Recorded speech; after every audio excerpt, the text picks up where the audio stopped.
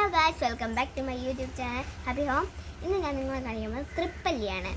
അത് ഒരു ഗുണമുള്ള സസ്യസമൃദ്ധമാണ്.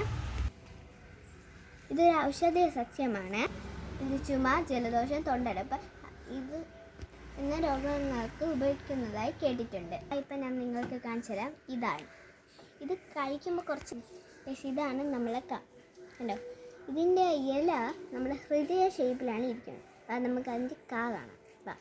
അതിൻ്റെ ചെടി കാണിച്ചു തരാം. ധാരാളം പടർന്ന് നിൽക്കുന്നുണ്ട്, കണ്ടോ. ഇതൊന്ന് മഞ്ഞ കളറിൽ അങ്ങനെ കാണും. നിങ്ങളുടെ വീട്ടിൽ ഇതുണ്ടെങ്കിൽ കമൻറ്റ് ബോക്സിൽ ഇടുക. ഇതിൻ്റെ ധാരാളം ഉപയോഗങ്ങൾക്ക് നിങ്ങൾക്കറിയാമെങ്കിൽ കമൻറ്റ് ചെയ്യണേ.